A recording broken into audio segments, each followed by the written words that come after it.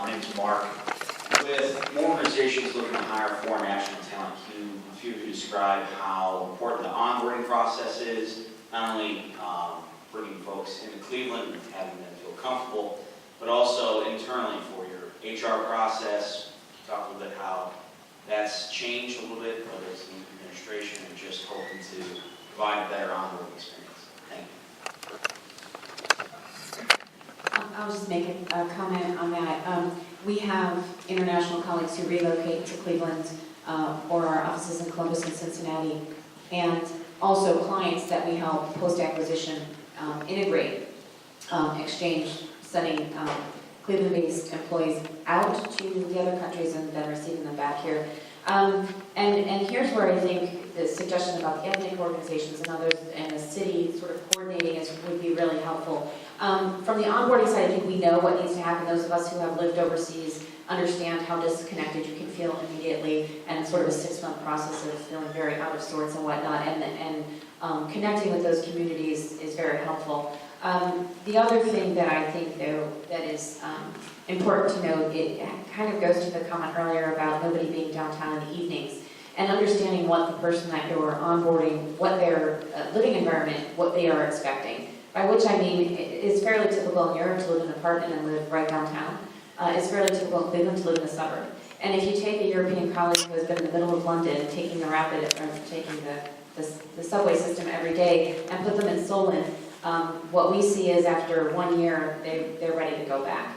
And it doesn't stick in the same way. And so I think a lot of conversation around what would typically be considered slightly more personal information and bringing the family along is really very important. And so what our clients really struggle with is sort of that, making sure that beyond 2 years, this is a proposition that keeps going because it's an investment on both sides of the equation. And one other comment which I've been meaning to make is I do think we remain challenged because of the air travel and the accessibility and the difficulty of traveling in and out of Cleveland. I think from our work perspective, from our client base, it's a struggle. We're not in New York or any of those larger markets, but even so, it remains a difficulty. And so when our colleagues in Frankfurt have to take 2 connections to get to Cleveland, it's not as appealing as moving, for example, to our New York office or our DC office. As Peter pointed out, we're a big little city, and I use the exact same phrase.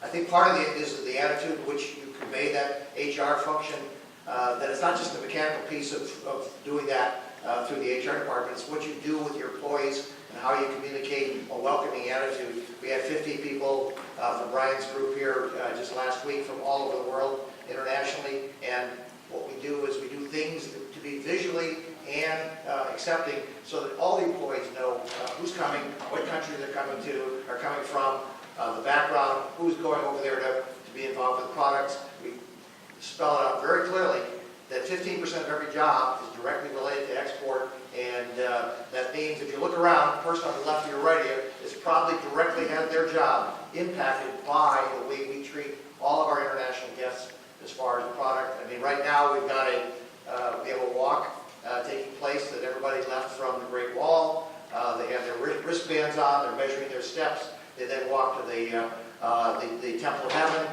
They walk from there to, figuratively, but out to Xi'an to see the terracotta soldiers, and then they're walking to end up in our office in Shanghai. And all along the way, they're learning about what goes on at every one of those places. They're hearing the history, what goes on at each one of those places as they go forward, so that when the Chinese guests come here, or when we send some of our team over there, or Chinese employees join our team, they have a little bit better appreciation. So it's the soft, touchy-feely stuff that I think goes a long way to telling anybody. And anytime we walk out to our warehouse, everybody asks, where's that box going? It's going to Shanghai. That box is going to Mumbai. That box is going to Italy, and so on and so forth. So we try to get that big little city conveyed that these are real people on both sides of this pond.